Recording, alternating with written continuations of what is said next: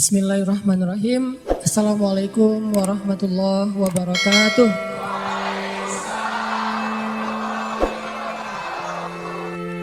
Kita akan ngebahas teknis untuk bisa menghijrahkan status dengan melobi langit. Dengan doa. Kan katanya doa itu bisa mengubah takdir, benar? Benar nggak tuh? Allah yang mengubah takdir dengan doa. Jadi bukan doa mengubah takdir, tapi Allah mengubah takdir dengan doa. Dan takdir itu bisa dirubah-rubah. Suka-suka Allah dong. Orang Allah yang nulis takdir, yamhullahu ma yasha'u wa yuthbit, kata Allah. Allah bisa menghapus apa yang Dia tulis dan bisa menetapkan. Jadi nggak usah pesimis, nggak usah putus asa dulu. Wah, kayaknya memang takdirnya nggak bisa, orang yang jahat kayak saya, yang pernah punya masa lalu yang kelam, nikah dengan akhwat yang hafizoh dari pesantren apa gitu, kan kayaknya takdirnya nggak. Wal hafizin, wal hafizat, gimana sih? Wal hafizin, gimana sih ayatnya? Saya jadi lupa. Orang yang soleh, orang yang menjaga diri dengan orang yang menjaga diri, orang yang soleh dengan orang yang soleh. At-thayyibin lit-thayyibat, maaf, at-thayyibin lit-thayyibat. Orang yang baik ketemu orang yang baik. Tapi kan saya mah orangnya udah keburu nggak baik duluan. Sekarang lagi belajar jadi orang baik tapi belum baik-baik amat. Sedangkan dia mah udah terpelihara dari dulu. Kayaknya kita mah nggak sekufu, nggak selevel, beda dunia. Yang satu dunia putih, satu dunia hitam. Ini gimana nih, nggak ketemu nih. Takdirnya mungkin kita emang nggak layak untuk dia. Tetapi dengan doa Allah Subhanahu Wa Taala berkuasa untuk mengganti takdir.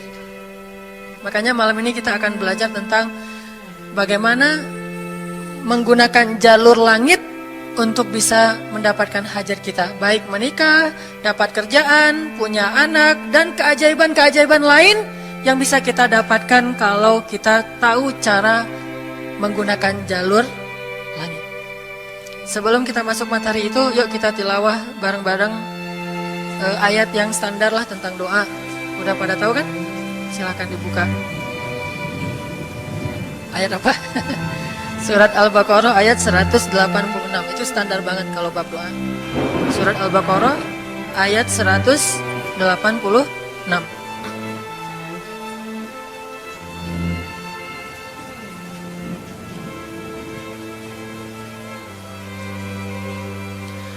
A'udzu billahi minasy syaithanir rajim. Enggak?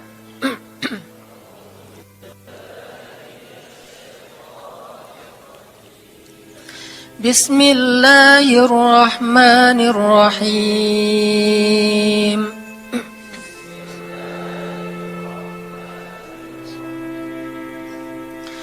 Wa idza sa'alaka 'ibadi 'anni fa inni qarib.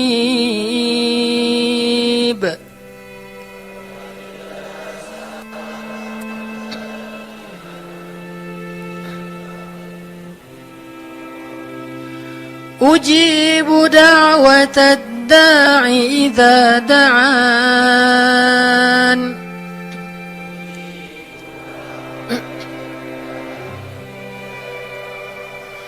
Falyastajibu li wal yu'minu bi la'allahum yarshudun.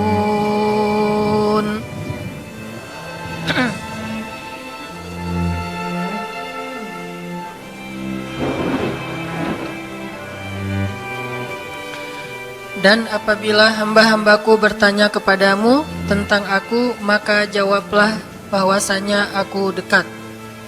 Aku mengabulkan permohonan orang-orang yang berdoa kepadaku apabila dia memohon kepadaku. Maka hendaklah mereka memenuhi segala seruanku dan hendaklah mereka beriman kepadaku agar mereka selalu berada dalam kebenaran. Shadaqallahul azim.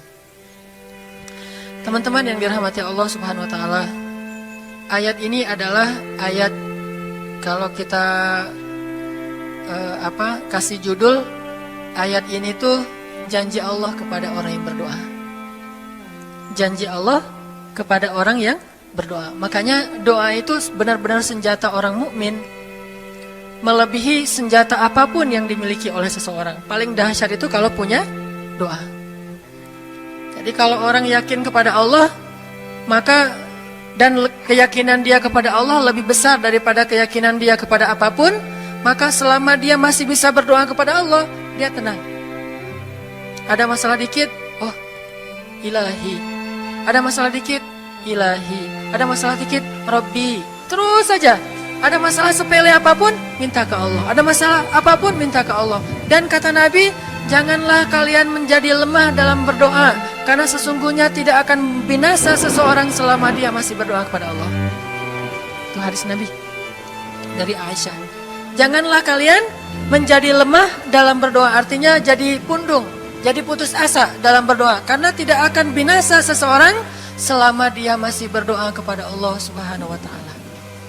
Jadi kalau kita masih terus mengharap dan meminta kepada Allah, kita nggak akan binasa, kita nggak akan kalah, kita nggak akan rugi. Dan kata para ulama, segala sesuatu di dunia ini akan pergi dan tidak kembali. Ini clue penting nih, bisa dicatat. Segala sesuatu di dunia ini akan pergi dan tidak akan kembali kecuali doa. Dia pergi dan dia pasti akan kembali. Segala sesuatu kalau udah pergi di dunia ini nggak akan kembali lagi. Kalau pergi di sini maksudnya pergi kepada Allah. Tapi kalau doa pergi ke Allah, dia pasti akan balik lagi kepada yang meminta. Satu-satunya yang pergi ke Allah dan kembali di dunia ini hanyalah doa. Makanya ayat ini kalau kita kasih judul adalah janji Allah kepada hambanya yang berdoa. Allah berjanji, apa kata Allah? Inni qaribun. Aku itu dekat. Maksudnya gak mungkin aku gak dengar doa kalian. Begitu kita berdoa, kita pikir, Allah dengar gak ya? Jangan-jangan kok doa saya belum diijabah, kayaknya Allah gak dengar yang kemarin, saya harus keraskan lagi suara saya. Enggak, ini qarib. Arti ini qarib, aku itu dengar banget apa yang kamu ucapkan. Gak usah diucapkan, di dalam hati aja Allah udah dengar. Siapa yang pernah berdoa di dalam hati terus langsung Allah ijabah? Rasulullah. Coba teman-teman buka awal juz kedua. Ayat surat Al-Baqarah ayat 144. Itu gara-gara Nabi ada harapan di dalam hati tapi gak berani ngomong gitu ke Allah. Cuma dipendam di dalam hati doang. Tapi langsung diijabah oleh Allah. Ayat surat Al-Baqarah ayat 144. Allah berfirman, Qad nara taqalluba wajhika fis samaa فلنولينك قبلة ترضاها فول وجهك شطر المسجد الحرام وحيث ما كنتم فولوا وجوهكم شطره وإن الذين أوتوا الكتاب ليعلمون أنه الحق من ربهم وما الله بغافل عما يعملون. Jadi ceritanya orang Yahudi suka menghina kaum muslimin gara-gara orang Islam kalau sholat waktu itu masih menghadap ke Al-Aqsa, Palestina. Jadi kata orang Yahudi itu, lihat orang Islam mah fake, suka niru. Kita sholat menghadap Al-Aqsa, mereka sholat menghadap Al-Aqsa. Berarti agama mereka itu adalah agama yang meniru agama kita, nggak original. Sering diperolok-olok, setiap kaum muslimin sholat dihina sama mereka. Akhirnya Nabi ngerasa sedih. Wah, gimana ya caranya? Sehingga setiap sore Nabi berdiri di suatu bukit, kemudian lihat ke langit. Cuman gak ngomong, gini aja ke langit. Membatin, bayangin. Pernah gak teman-teman membatin ke Allah? Ini yang harus kita coba lakukan. Belajar membatin kepada Allah. Itu romantis banget. Jadi duduk sendiri. Allah, ngomong gitu dalam hati.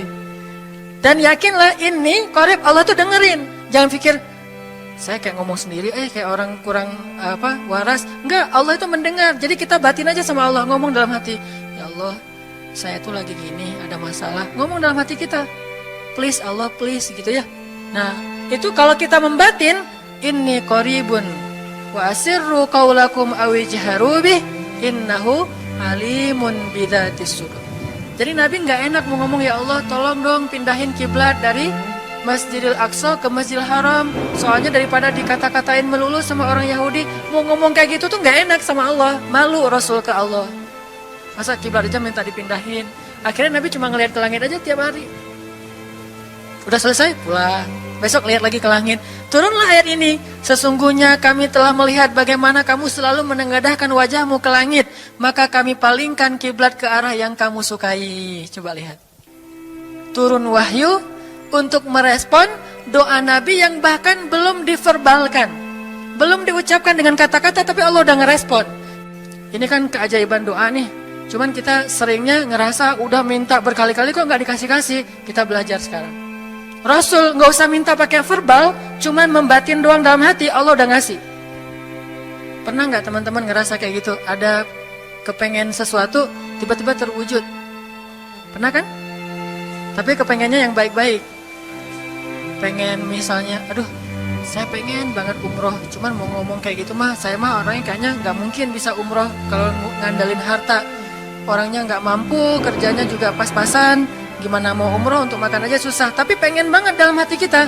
Dan itu rindunya tuh rindu banget. Setiap kali ngelihat video atau tayangan di TV tentang umroh dan haji, menitikkan air mata. Saking kangennya ke Baitullah. Allah tahu itu dalam hati kita. Tiba-tiba ada jalan. Ada aja jalannya. Dan bisa dikasih sedekah, bisa juga hadiah, bisa juga door prize, bisa juga macam-macam. Pokoknya ada jalan aja, tiba-tiba bisa umroh. Dan saya sering banget membawa orang umroh. Di antara jamaah itu selalu ada 1 atau 2 orang yang umrohnya itu miracle, keajaiban dari Allah. Ketika saya cari tahu alasannya apa, ternyata emang dia dari dulu pengen banget umroh. Cuman gak bisa ngandelin hartanya, Allah kasih jalan yang lain. Bukankah Allah itu memampukan yang diundang, bukan mengundang yang mampu? Kan itu yang sering kita dengar kan? Allah tidak mengundang yang mampu, tetapi memampukan yang diundang. Kalau udah Allah undang, pasti mampu. Kalau Allah nggak ngundang, walaupun dia mampu nggak akan bisa. Jadi Allah bukan mengundang yang mampu, tetapi memampukan yang diundang. Sehingga kita kalau hati kita kayaknya pantas diundang, Allah undang tuh. Begitu juga dalam urusan rezeki. Aduh, saya pengen kerjaan yang kerjaannya itu lebih halal, lebih nyaman, bisa sholat berjamaah tepat waktu, ada waktu juga buat keluarga, bisa juga berdakwah ke teman-teman. Akhirnya membatin kita itu karena kuat banget, Allah wujudkan. Ini artinya Allah qaribun, Allah maha dekat. Sehingga kalau kita pengen doa kita itu powerful, belajar dari as-siqah billah. Tips pertama adalah as-siqah billah. Percaya deh sama Allah. Percaya sama Allah. Jangan berdoa dengan ragu-ragu. Kayak kita datang kepada seseorang untuk minjem duit, tapi kita ragu. Dia nih kayaknya orangnya susah kalau dipinjemin. Kalau minta dipinjemin gitu. Ini saya lagi ada masalah dikit nih. Boleh minta bantu nggak? Apa? Gimana ya ngomongnya? Susah ngomongnya tuh ragu-ragu gitu kan ya. Akhirnya kita ngomongnya tuh nggak enak, nggak nyaman, membuat dia juga ngasih ke kita juga ragu-ragu. Akhirnya nggak nyaman tuh hubungan kita sama dia. Tapi kalau kita yakin banget sama dia orangnya baik, kalaupun dia nggak ngasih dengan cara yang kita minta, kita yakin bahwa dia tuh pasti akan nolong kita. Sehingga kita akan curhat masalah kita itu dengan tulus, bahwa kita punya masalah kayak gini-gini, bukannya kita mau minta-minta, cuman sifat dari manusia itu saling tolong menolong. Kita beritahu masalah kita. Dan kita yakin dia pasti akan nolong kita. Kalau nggak bisa ngasih duit, dia akan minta tolong kepada orang lain yang mungkin bisa membantu kita. Dia akan ngasih link. Dia akan memediasikan kita. Oh, aduh maaf ya saya juga lagi sekarang lagi butuh uang. Ini lagi nabung-nabung juga. Sama, kita mah lagi sama-sama pengen hijrah status. Cuman, nih saya kenal ada temen nih yang dia alhamdulillah orangnya tuh suka banget bantu orang lain. Mungkin saya bisa merekomendasikan, saya bisa bantu kamu. Ayo kita jalan bareng ngomong sama temennya. Pokoknya kita yakin dia bisa nolong. Nah kalau kita yakin, percaya sama Allah, Allah itu gak butuh perantara. Allah bisa nolong kita dengan cara apapun. Walaupun takdirnya udah ditulis, kamu tuh gak akan punya istri sampai meninggal dunia. Ya Allah masa gitu sih, gak akan punya istri. Ya Allah, tapi gimana masa saya mau hidup sendiri terus, kamu gak akan punya istri kata malaikat teh.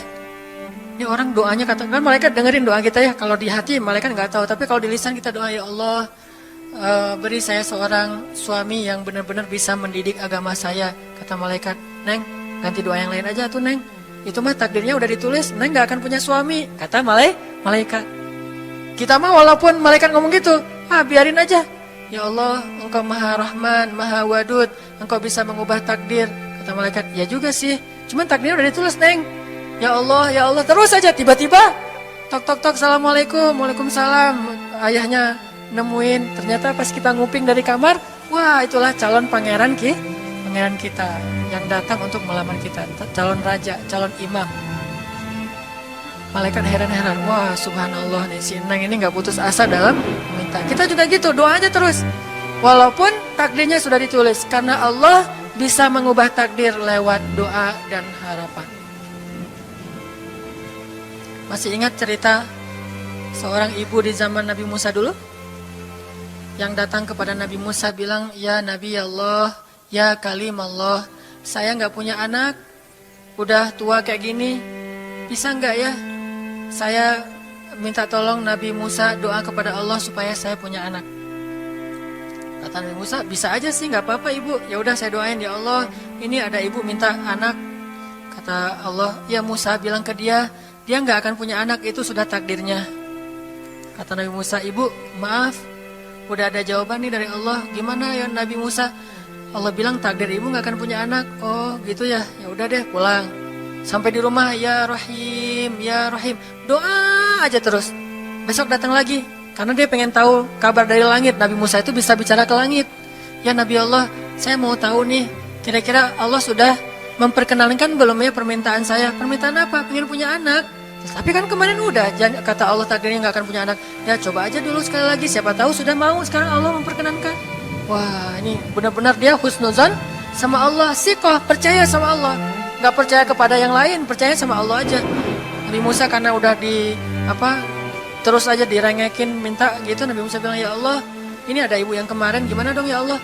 Kata Nabi Musa, kata Allah, ya Musa, takdirnya dia gak akan punya anak. Bilang sama dia, ibu, udah terima aja takdir ibu gak akan punya anak. Oh iya, pulang lagi. Ya Rahim, terus aja sepanjang malam, sepanjang hari doa. Berhari-hari datang lagi kepada Nabi Musa. Ya Nabi Allah, udah berubah belum? Udah mau belum Allah ngasih saya anak? Kan udah kemarin takdirnya, tapi coba lagi, sekali lagi aja. Nabi Musa minta lagi ke Allah, kata Allah masih yang sama, pulang lagi. Gak datang-datang lagi ke Nabi Musa. Setelah beberapa bulan, datang-datang bawa bayi. Assalamualaikum, udah semangat sekarang, beda gitu ya. Kalau dulu Assalamualaikum, melas gitu ya. Sekarang Assalamualaikum, Musa. Kata ibu, ibu yang kemarin? Ya itu siapa? Anak saya. Anak ibu? Anak kandung maksudnya? Bukan nyuri. Nggak, anak kandung saya ini Nabi Musa. Wah, Nabi Musa nggak wah sih, subhanallah kalau Nabi Musa. Kalau saya mah wah gitu ya. Kalau Nabi Musa, Masya Allah. Nabi Musa tanya ke Allah, ya Allah, itu ibu yang kemarin katanya takdir nggak akan punya anak, kok bisa punya anak? Ceritanya gimana Allah? Ceritain dong, saya kok nggak update gitu informasinya, kata Nabi Musa. Allah ngasih update, kata Allah, Musa, setiap kali aku bilang dia nggak akan punya anak, dia terus berdoa dengan menyebut Ya Rahim, Ya Rahim. Allah itu kan senang banget dipuji, dan Allah lebih berhak untuk dipuji. Kalau kita senang dipuji nggak baik, kalau Allah senang dipuji emang punya hak untuk dipuji kan? Allah senang dipuji. Dia bilang Ya Rahim, kamu bilang gak akan punya anak, dia bilang Ya Rahim, terus saja berharap. Wahai Musa, sesungguhnya rahmatku mendahului takdir. Rahmatku mendahului takdir. Akhirnya dengan sifat Rahim, Allah mengubah takdir ibu ini. Walaupun secara ilmiah gak mungkin punya anak karena sudah menopause. Tetapi Allah yang memiliki kekuasaan atas segala sesuatu. Nah, tips pertama adalah kalau kita pengen doanya powerful, melahirkan mukjizat dan keajaiban, adalah at-thiqah billah, harus percaya sama Allah. Pertama, percaya bahwa Allah Subhanahu wa taala itu Maha Kuasa mengubah apapun yang Dia kehendaki. Apa yang Allah ingin, Masya Allah, kan pasti terjadi. Wa man lam yasha lam yakun. Kalau Allah nggak pengen, nggak akan terjadi. Jangan suuzon sama Allah terus bilang, nggak enak banyak minta, amal saya sedikit, mending saya beramal aja nggak usah banyak minta. Jangan memperlakukan Allah seperti kita memperlakukan makhluk. orang kalau kita banyak minta, dia akan kesulitan. Lama-lama dia akan merasa terganggu. Tapi Allah kalau nggak diminta, dia marah. Manusia kalau kita minta banyak-banyak, dia marah. Allah kalau kita nggak minta, dia malah marah. Masya Allah ya, luar biasa. Allah tuh senang banget kalau hambanya meminta. Sehingga di antara hamba yang paling Allah cintai, di antara hamba-hambanya, hamba yang paling banyak menengadahkan wajah dan telapak tangannya. Ilahi, ilahi. Minta sama Allah, Allah tuh suka banget diminta. Orang yang suka meminta itu bahasa Arabnya awwahun. Inna Ibrahim la'awwahun halim. Ibrahim itu hamba yang awwahun halimun. Awwah, halim. Halim itu artinya menahan amarah. Awwah, da'a.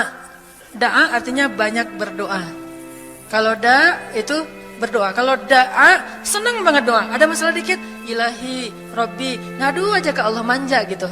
Dan Allah tuh senang banget dengan hamba yang kayak gitu. Sehingga sampai Nabi mengatakan, mintalah kepada Allah walaupun cuman garam. Garam aja minta ke Allah. Sepele banget masalah kita. Ya Allah, mudah-mudahan nanti nggak macet ya. Minta sama Allah. Kok macet ya Allah? Ya biar kita sabar. Udah tahu jam macet berangkatnya telat gitu ya. Jangan salahin Allah. Tapi minta, bilang, biasakan kita tuh komunikasi sama Allah dengan manja. Ya Allah, mudah-mudahan saya bisa jawab ujiannya. Udah belajar sih ya Allah, cuma nggak tahu kan semuanya di tanganmu. Minta ke Allah. Bismillahirrahmanirrahim. Makan ya Allah, ini rezeki darimu. Makasih ya, makan. Kalau bahasa lainnya makasih, alhamdulillah. Alhamdulillahilladzi at'amani hadza wa razaqanihi min ghairi haulin minni wala quwwah. Hafal tuh? Kalau nggak hafal, udah aja bismillah lah. Alhamdulillah gitu. Bismillah ya Allah, Masya Allah ini rezeki darimu. Udah selesai makan, udah sendawa gitu. Alhamdulillah, Allah baik banget. Ngomong sama Allah, sering-sering komunikasi sama Allah. Dan Allah itu wa huwa ma'akum aina ma kuntum. Dia bersama kalian dimanapun kalian berada. Bersama ya, bukan ada. Kalau ada itu beda. Allah di mana-mana itu beda. Tapi Allah bersama kalian itu artinya Allah melihat, Allah mendengar, Allah menyaksikan, Allah mencatat, Allah maha menilai bersama kita. Kalau ada, dia bertempat. Sehingga nanti kalau ada anak bilang, "Mah, Allah di mana?" Allah ada di mana-mana, Dek. Ntar dia malah karena cerdas, kalau gitu di WC juga ada, kan nggak boleh kan? Ini jawaban yang keliru, kurang filsafat. Allah itu bukan ada di mana-mana. Allah bersama kita dimanapun kita berada. Itu beda.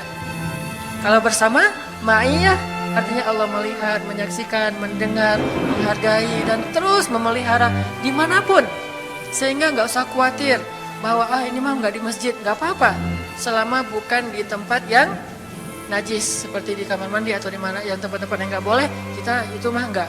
Tapi yang di tempat yang umum, di pasar, di jalan, lagi di kendaraan, di dalam masjid, di luar masjid, Allah, ilahi, Rabbi.